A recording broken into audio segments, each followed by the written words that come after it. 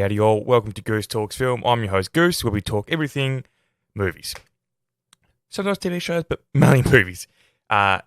This week we're going to be covering the 2024 Academy Awards. I forget what, I think it's the 90s something annual. I don't know, it's easy to go by years.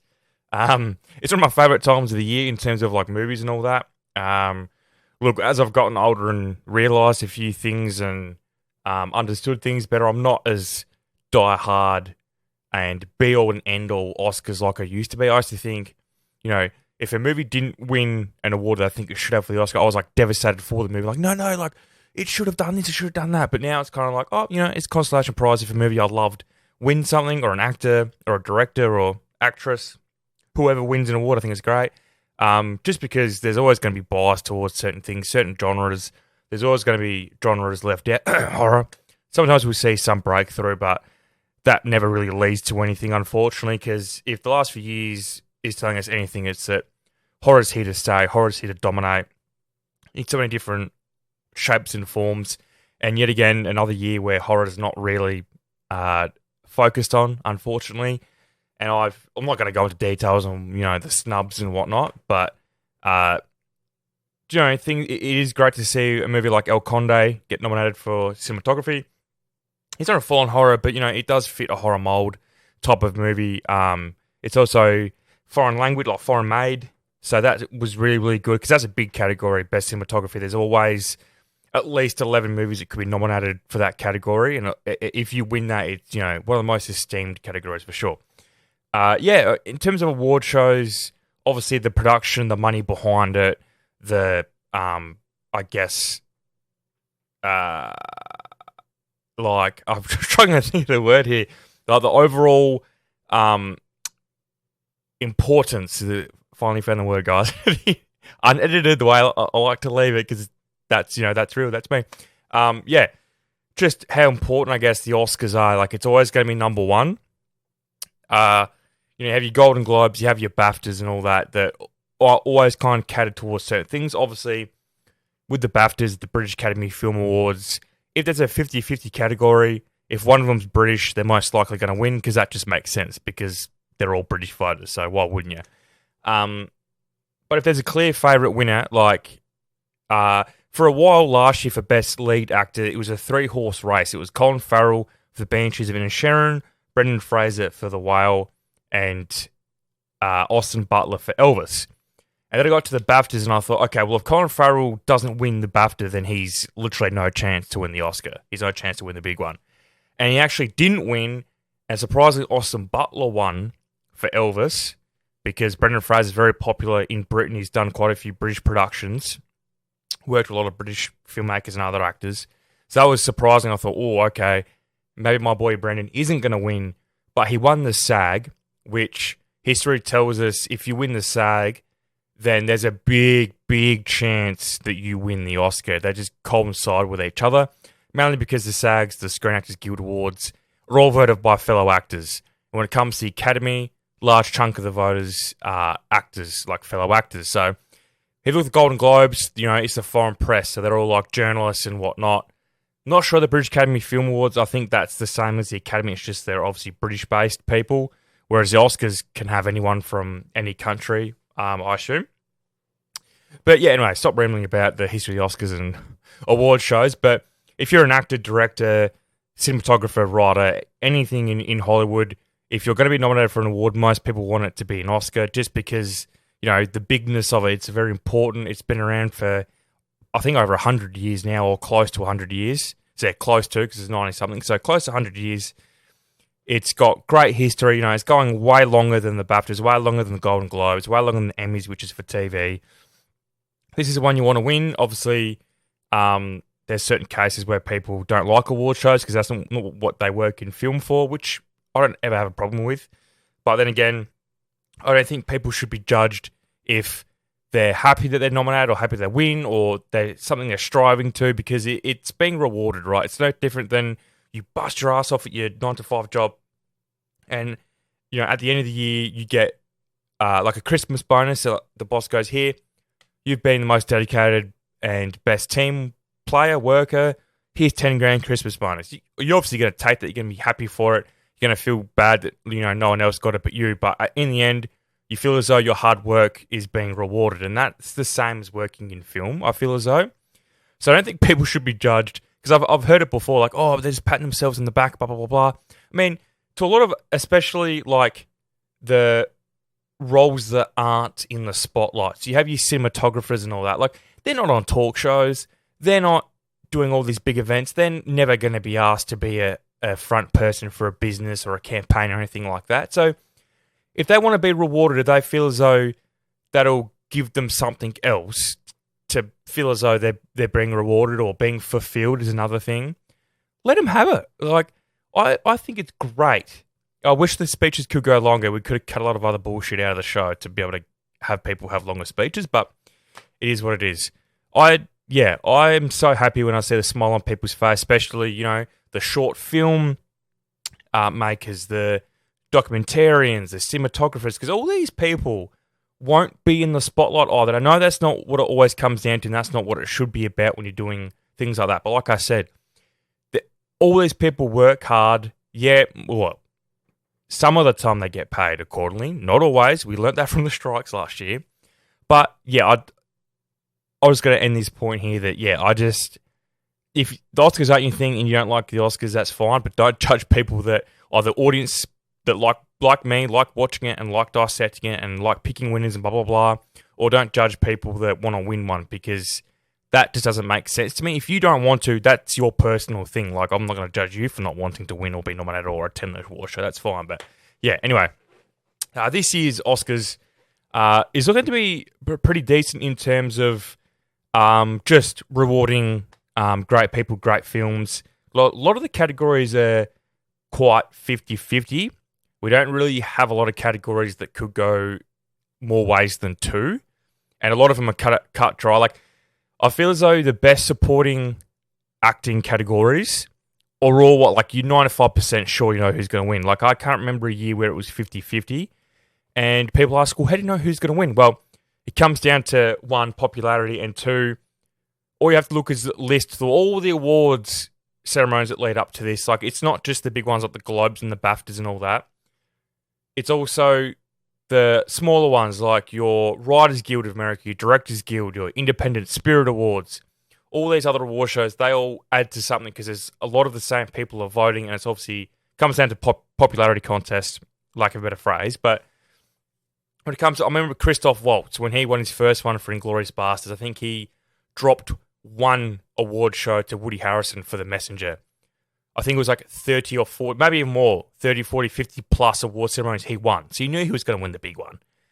And that's just what it is. But sometimes, like I spoke about earlier last year with the 3-horse race for Best Lead Actor, that wasn't really a 2-horse race until the BAFTAs, because we thought, okay, if Colin wins this, maybe he'll have to win another little award show, like a Spirit Award or something like that.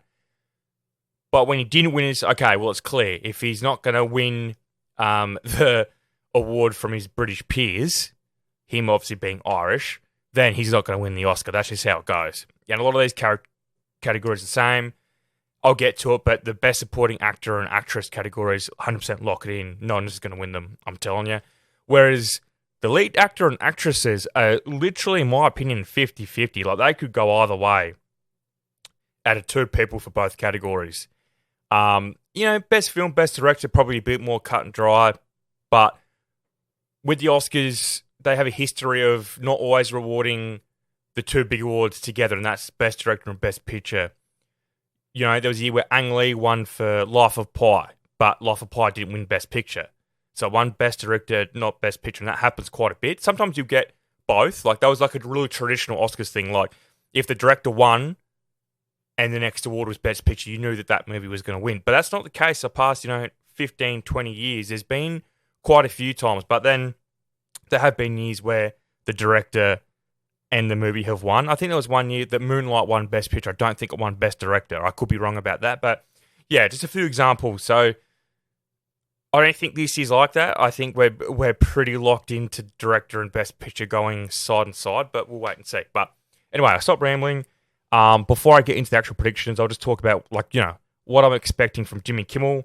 This isn't his first time. It's not even his second time. He's multiple hosts now. He's joining an illustrious group of hosting more than twice. And obviously, it's on ABC. His show's on ABC. He's one of their biggest viewership getters. So it's no surprise he asked him back. Some people might not like his comedy, but I think Kimmel has a good balance of, poking fun at the celebrities without kind of spitting in their face. Whereas a lot of hosts have been criticised for that in the past, a bit like Chevy Chase, although I liked a few of his jokes. But saying, chucking a shrimp on the barbie is another phrase for firing a agent, or he literally opened his monologue saying, good evening, Hollywood phonies. Like, that's already getting the crowd, like the live crowd, not on your side. But Jimmy Kimmel, he does. I hope he does like another short film, because he's done that stuff in the past where, more like a short skit or a sketch, whatever you want to call it. Look, I don't think he's going to be regarded as the best host of all time, and definitely not the worst either. So that has to be noted. That I would rate Kimmel, from what we've seen, I'd rate him like mid-pack.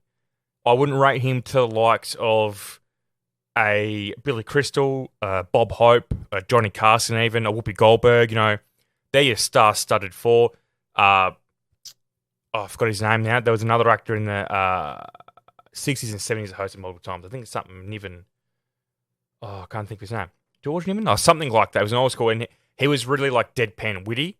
And that's what I like about all these hosts, bringing different flavours. And I like when they bring people back, especially when the first time wasn't that great. Like Jon Stewart hosted in 06, wasn't really, didn't set the world on fire, and he wasn't really known to the international audience. He wasn't a movie star. He wasn't a well-known movie comedian or anything like that. He was famous, obviously, for being a political comedian. But then, he come out and he smashed it. Like, that's one of my single favourite Oscars hosts, was Jon Stewart. No way, I thought he killed it. Then you have Chris Rock. He's hosted twice now, and I think he improved on the second time, to be honest. Not the first time was terrible by any means, but then you have obviously hosts like Alec Baldwin and Steve Martin were terrible, although Steve Martin by himself, in my opinion, isn't touching the other four that I mentioned, like your Carsons and your Goldbergs and your Crystals. But I think Steve Martin he'd probably brand out the top five, maybe, if you'd list it. I'd have to have a better look, but him together with Alec Baldwin wasn't great, and they usually have good chemistry together when I've seen them together. But the worst is probably James Franco and Anne Hathaway, just a very weird duo to have, and they just weren't great. But the writers didn't help them out either. But anyway, that's all I'll talk about Jimmy Kimmel. It's easy to talk about him when I'm reviewing, once I've seen it. But I've already seen him host, so I kind of know what to expect, but we'll wait and see. And I think he usually does a really good job. He's hosted the Emmys in the past as well. I actually think he's better at the Oscars, funny enough, considering he's actually on TV. I just think he kind of resonates more with the Oscars audience. But anyway, all the bullshit aside, I'm almost probably 50 minutes in and I haven't even started the predictions yet. But a lot of these I'll just whip through the predictions anyway, because there's not a lot to talk about. Just to preface that as well, I am skipping best live action short, best documentary short, and best animated short, only because I'm not one of those people that just makes blind predictions or just wants to guess. I haven't seen a lot of these ones. I think out of 15 of these nominees, the only one I've seen is the After with for best live action short. So I don't think that'd be fair for me to just randomly pick options on those categories. All the other categories, look, I've been grinding and trying to watch as many movies as I can. I reckon I've seen about 85-90% of these movies to have my own opinion on them. But also, like I said, also comes down to just reading the room, knowing statistics, and then you can pick your winners from there. But, my heart might be in a few of these picks, which doesn't always go my way, but I can't help it. But anyway, so we'll start from the bottom, and then get to the big awards at the end. So best international film, the nominees are The Zone of Interest, Society of the Snow, Perfect Days, The Teacher's Lounge, and Lo Capitano. Now, a lot of people were really, really confused and pissed off that Past Lives was not nominated, but it is an American production, so it's not considered best international film. because all these different categories in different award shows, there's best foreign language film, best international film, all these different titles. Best international film for the Academy Awards is anything that was mainly produced outside of America, with no American involvement whatsoever. And I don't know if it has to be foreign language either. It gets quite confusing, but might surprise a lot of people. The Zone of Interest isn't a German or a Polish production. It's a British production that used a lot of Polish workers. But look, Society of the Snow is a fantastic movie. It's definitely the second best of this lot. The Zone of Interest I have covered on the pod. If you want to watch the movie and listen to my review of it, that's available.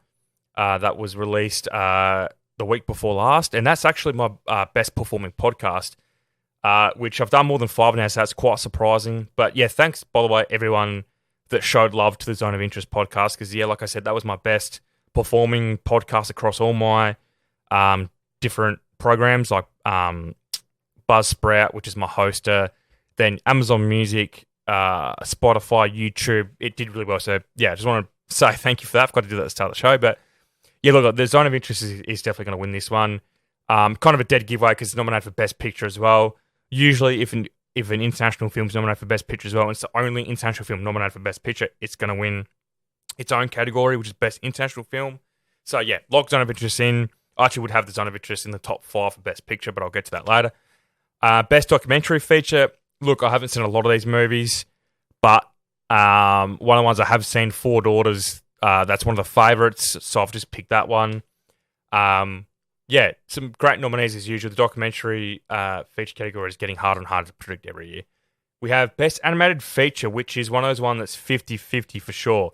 So we have The Boy and the Heron, Spider-Man Across the Spider-Verse, Nimona, Elemental, and Robot Dreams.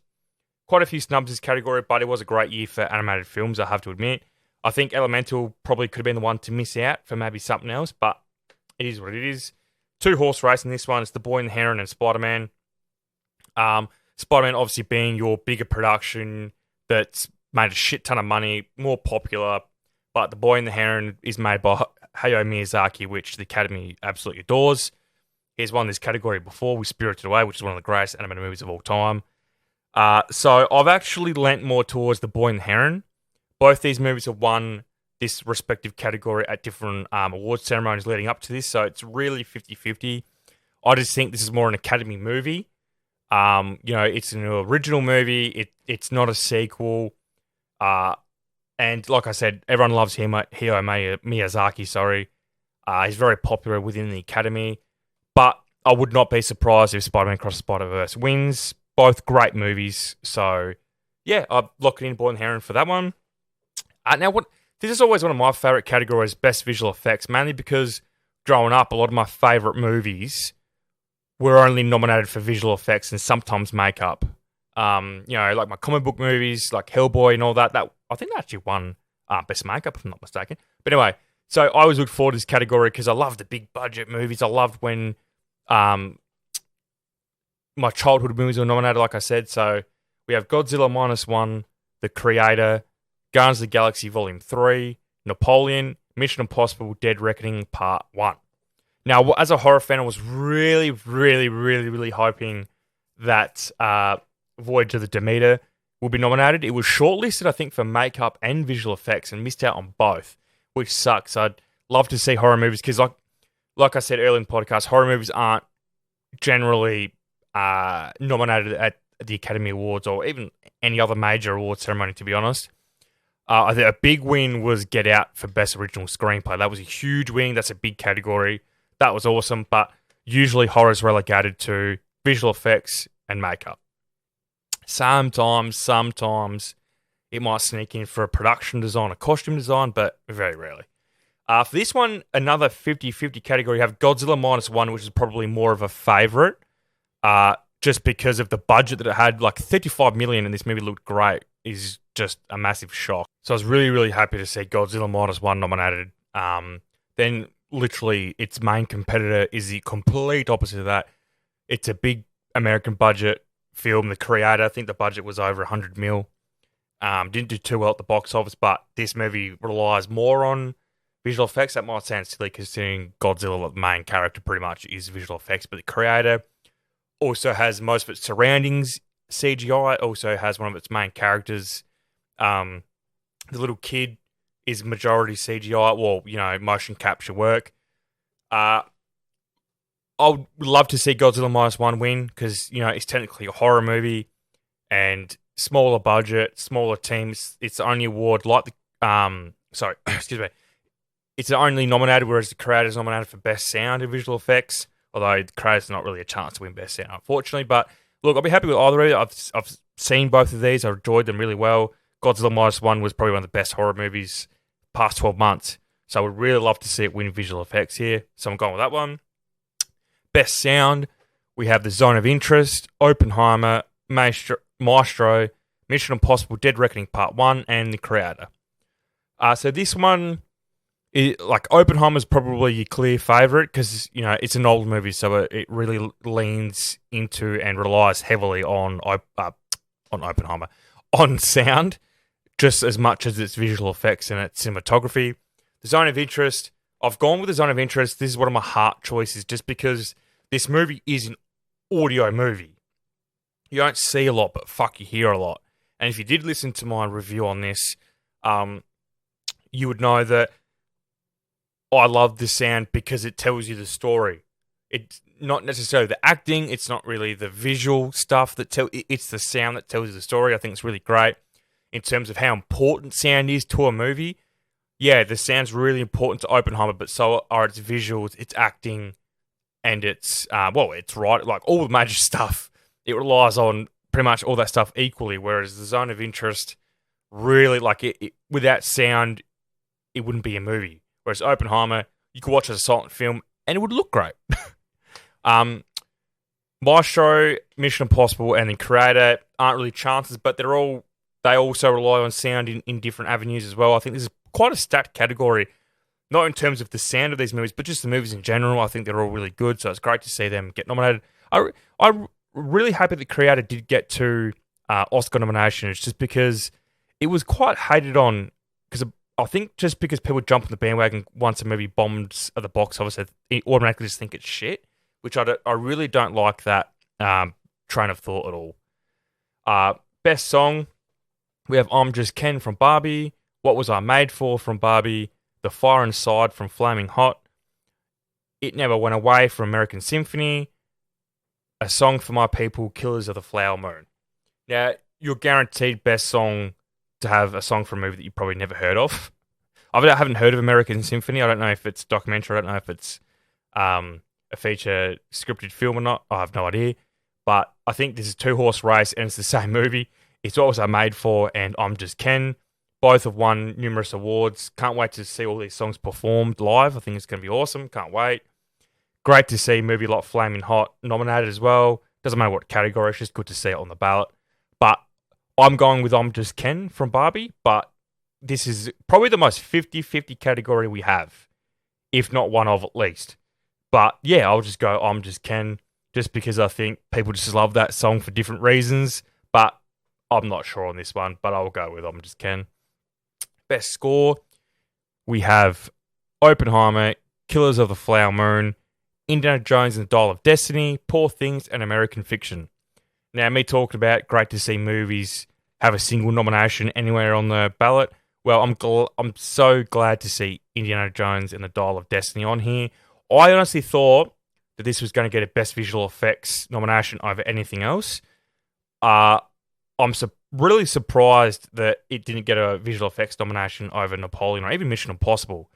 Its visual effects probably weren't as good as the other 3, like Godzilla, Creator, and Guardians of the Galaxy Volume 3. But, yeah, great to see it on there. I think best score, I think Oppenheimer's pretty much got this one locked in. It's won a lot of the major awards leading up to this. I think it won the Grammy and all that as well. All these scores are great. You have Killers of Flower Moon. If Oppenheimer wasn't going to win, it would probably be Killers of Flower Moon. It has picked up a few wins here and there. But I think Oppenheimer's the one for best score. Best production design, we have Barbie, Poor Things, Oppenheimer, Napoleon, and Killers of the Flower Moon. There's no single nominations here. These are all big movies that are all pretty much nominated for Best Picture except for Napoleon. Which pre-release I thought Napoleon was going to be top 3, but unfortunately didn't quite make it there. But production design, I think Barbie's pretty much got this one locked up, although I wouldn't say it's 90 plus percent certain. I'd probably lean more in the 70, 75% certain. I think Poor Things and even Oppenheimer probably have good chances to win this as well, especially probably Poor Things. Napoleon Kills the Flower Moon are probably less likely to win, but stat category in terms of the movies, but also production design. But I'll have to go with Barbie on this one, but I won't be surprised if Poor Things wins. Best makeup and hairstyling, we have Poor Things, Maestro, Oppenheimer, Society of the Snow, and Golda. Golda is one of those ones that it's a single nomination for this category on the ballot. So again, really happy to see that. I think Poor Things pretty much has this wrapped up, although Maestro could have a good shout to win this as well, just the transformation of Bradley Cooper alone. You have your other 3, Oppenheimer. This is probably one of the categories that it's probably the least likely it's going to win, just because compared to the other ones like Poor Things and Maestro really rely on their hair, makeup and hairstyling and things like that, whereas the other 3 don't. Although Golda, yeah, I'm glad they're nominated because there's great makeup and transformations in that movie as well. Society of the Snow, really good to see it get a nomination outside of Best International Film. Quite a surprise, but then again, kind of not, because it's kind of different. The reason why it's nominated is different than Poor Things and Maestro. But yeah, I think I'll probably go with Poor Things with this one, but Maestro's a big chance to win. Best Film Editing, we have Oppenheimer, Anatomy of a Fall, Poor Things, The Holdovers, and Killers of the Flower Moon. I think Oppenheimer's your big one here. Majority of Christopher Nolan movies are amazingly edited, and we're not going to have a fucking year where a movie like Bohemian Rhapsody wins for Best Film Editing. That's probably one of the worst wins of Oscars history. But any of these nominees would deserve to win, in all honesty. I think the editing in these movies are all great. Oppenheimer's good because it fluctuates between 3 different time periods, and it is very cohesive. It makes sense. So I think the editing is very important to that movie, whereas the other 4 are just edited well. It's not a big part of the storytelling, whereas Oppenheimer it is. So I think Oppenheimer's a clear favourite to win this one. Best Costume Design, we have Poor Things, Barbie, Killers of the Flower Moon, Oppenheimer, and Napoleon. Now, a lot of people might pick Barbie for this one. I think it's a good chance, but I think Poor Things will win. I think it's kind of a lock to win costume and makeup and hairstyling. Poor Things, I think it relies heavy on that stuff. It's like the forefront of the movie. It really catches your eye. I think the costuming in Poor Things is definitely the best of the nominees, but obviously Barbie all look great. Then you have your other 3 that were nominated kind of in different ways, like Killers of the Flower Moon, Oppenheimer, and Napoleon were all movies set back in time, but they really captured the fashion of those time periods really, really well. So all these nominations are well deserved, but I think Poor Things has this one locked up. Cinematography, we have Oppenheimer, Poor Things, Killers of the Flower Moon, Maestro, and El Conde. So happy to see El Conde nominated, especially, like I said earlier, for a massive category. One of the biggest categories there is. One of the most decorated for sure. I think Oppenheimer's got this one locked up. I think it's pretty well certain it's going to win. Then you have your Poor Things and your Killers of the Flower Moon are probably your next ones in line. And Maestro and El Conde, unfortunately, both down the bottom. But all very well shot movies. It's a shame there's a few movies I could name that should be nominated, but I'm not here to talk about snubs, like I said. Oppenheimer's got this one locked up. Best Original Screenplay. Now, the screenplay categories are always harder to predict, and it's not always the bigger movies that win, which I think is great. So we have The Holdovers, Anatomy of a Fall, Past Lives, Maestro, and May December. We have May December is a single nominee here. I really thought May December was going to get more. It was building a lot of steam, but it lost it, unfortunately, when it got to the bigger ceremonies, but it got a nomination here, so that's great. I think The Holdovers is probably going to win, although Anatomy of a Fall is making a late charge. So I think it's definitely between these 2. Your Past Lives, Maestro, and May December aren't really a chance to win. I think The Holdovers is what I'm going to stick with, but really not surprised if Anatomy of a Fall wins. They've both been picking up a lot of steam. And this is definitely a lock for The Holdovers. If it's going to win, if you tell me, I'm from the future, The Holdovers 100% wins an award, I'm like, okay, well, it's original screenplay then. Best Adapted Screenplay, we have American Fiction, Barbie, Oppenheimer, Poor Things, and The Zone of Interest. Would love to see The Zone of Interest win, but I think it's least likely to win here. Look, I'll be happy if Zone of Interest wins too. Well-deserved 2 wins, but I think American Fiction will probably win. It's picked up a lot of steam as of late, and also from the start. It's been one of the favourites since awards season and campaigning started. Then you have Barbie and Oppenheimer. You can't sleep on them either. They're both big, massive movies, and Oppenheimer's favourite to win Best Picture. Spoilers. So you have to have them in the conversation for screenplay when they're the favourites to win director and/or picture. But I think it'd be great to see American Fiction win here. I don't think it's likely to win any other category, so I'd be happy to see it win here. Be well deserved, and we'll wait and see for this one. But I think it's American Fiction. Best Supporting Actor. This one's 100% locked in. It's no one other than Robert Downey Jr. We have him, Mark Ruffalo, Ryan Gosling, Robert De Niro, and Sterling K. Brown.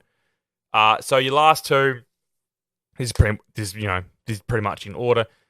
I think Bob De Niro and Sterling are no chance to win. Great performances, but no chance. Ryan, maybe like even it's a 0.05% chance he has a chance. Mark Ruffalo, he's picked up a bit of steam actually. I think he won the Independent Spirit Award or another award. What was it? But he did win one the other week, and I thought, okay, that's a nice late little charge, but he's not dethroning Robert Downey Jr. He's won all the major ones leading up to this. It's his time to win. He's one of those actors where this kind of feels like they're finally rewarding an actor that probably should have won earlier, but it is also a performance that deserves an award nonetheless. So I think, Robert Downey Jr.'s got this one for sure. Supporting actress, same thing. We have Divine Joy Randolph, Emily Blunt, Danielle Brooks, Jodie Foster, and America Ferrera, sorry. Divine Joy Randolph from Holdovers is winning this. She's won all the major awards. I think Emily Blunt might have picked up one for Oppenheimer, but the other three aren't a chance. But no, there's Emily Blunt, to be blunt. Terrible. Divine Joy Randolph, she's got this one locked in. It's probably even more locked in than Robert Downey Jr., which is locked in as well. So she's got this one. Best Actor, a lot more wide open. We have Paul Giamatti, Jeffrey Wright, Cillian Murphy, Bradley Cooper, and Colman Domingo, which is a stacked category to say the least. You have your top two here. You have your clear 50-50, Paul Giamatti, The Holdovers, and Cillian Murphy, Oppenheimer. So excluding the BAFTAs and the SAG Awards, Paul Giamatti's pretty much won a lot of the major awards for this category, whereas Cillian won the BAFTA, which was, certain he was going to because he's obviously British. But then he won the SAG, which, like I said earlier, means a lot. And you think, okay, he's got a lot more steam now. But Paul Giamatti is definitely one of those actors that he's very well loved. He's usually a character actor, but for him to be nominated and almost win for Best Lead Actor, it kind of feels a lot of people would want to reward him. Because him and Cillian both haven't really been in this position before, so it's really great to see these two battling it out for a first-time winner. It's really, really cool. I love a race like this. Just like Brendan Fraser and Austin Butler, both had never been nominated, both obviously had never won. So this is really hard. I think going with my heart, look, Cillian Murphy, great performance. It was really a great performance as Oppenheimer, and it's really a good comparison because, one of these was a real-life person and the other one is a fictional character that was, created. So it's a good argument to have sometimes that people say, it's easier to play someone that already exists because you're just imitating them, blah, blah, blah. I don't agree with that. I think they're both very different performances for different reasons. I'm going Paul, mainly because I'd love to see him win. I would love to see Cillian as well. I'd love to see either of these win, but I think Paul's just been around a lot longer. He's very well liked, and this is probably the only time he's ever going to get this chance to win. Ever. A bit like Sandra Bullock for The Blind Side. Cillian, I think, feels as though he might have more opportunities down the line, but maybe not. Who knows? But this is one of the hardest ones for sure, but I'm going with Paul Giamatti. Best Lead Actress, another fucking mind-blowingly hard category to predict. We have Emma Stone for Poor Things, Lily Gladstone for Killers of the Flower Moon, Sandra Hüller, Anatomy of a Fall, Carey Mulligan for Maestro, and Annette Bening for Naiad. Another stat category, by the way. Emma Stone had won all the major awards leading up to this, and I think Lily Gladstone won the SAG. It was a big, big shock to me, especially because Emma had won all of the lead up major awards to this. They both won, like Emma won for comedy musical actress, the Globes, and Lily Gladstone won the drama version.